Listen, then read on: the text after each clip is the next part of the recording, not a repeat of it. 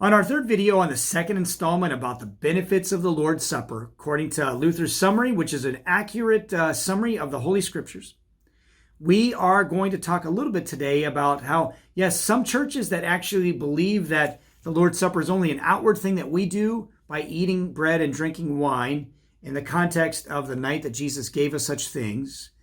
We remember his death and no more. There isn't anything that God is giving us in this sacrament, but we're doing this out of love for him, remembering his sacrifice. Those same churches often take issue with just the drinking of alcohol in general.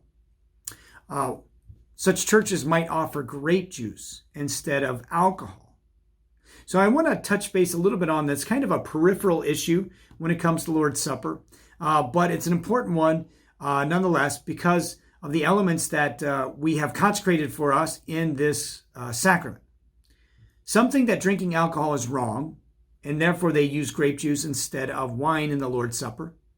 To be sure, wine was used in Jesus' day since there was no refrigeration to keep grape juice from fermenting, turning into wine.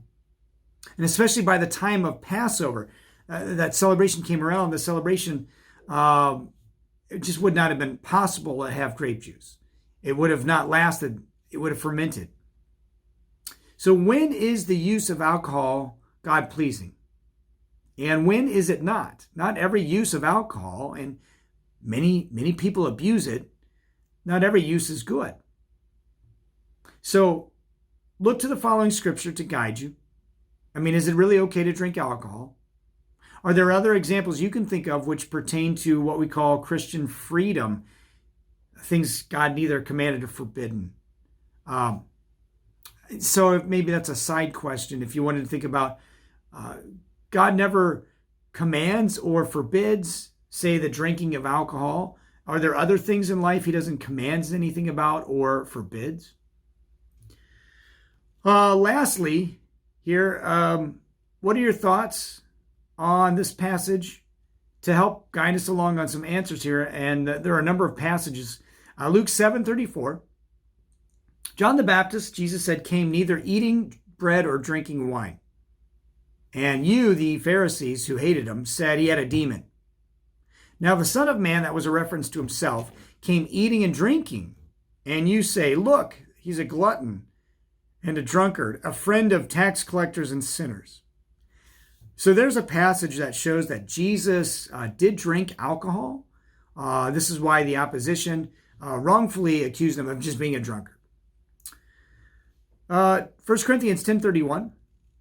The Apostle Paul reminds us, so whether you eat or drink or whatever you do, do it all for the glory of God. So there's an instance where in Christian freedom, whatever you eat, whatever you drink, that would include alcohol. Well, then do it for the glory of God. Make sure you don't abuse it. That's a guiding principle.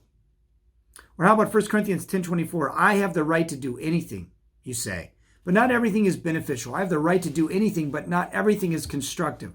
So this kind of broadens the thought about when you decide to do something. So if you're going to drink alcohol, you do also want to make sure that it's going to be beneficial, constructive for those who maybe have an addiction to alcohol. You're not going to want to offer it to such people. And you want to be careful if it's going to be a temptation for them, knowing that they struggle with this, then you might want to refrain from drinking around them, right? Especially if they know that it's okay, but they just, it's not good for them in their presence to see people drink. So with all those thoughts in mind, just trying to help further ourselves and give you more information on this question. Are there times when it's okay to drink alcohol? When would there be times when it's not? And can you think about other things that God hasn't forbidden, people can do, but maybe some Christians are troubled by and they think maybe are inappropriate? You can think of even in generations past. I think about like dancing at one time. There were generations previously that thought dancing was a sin. God doesn't forbid dancing.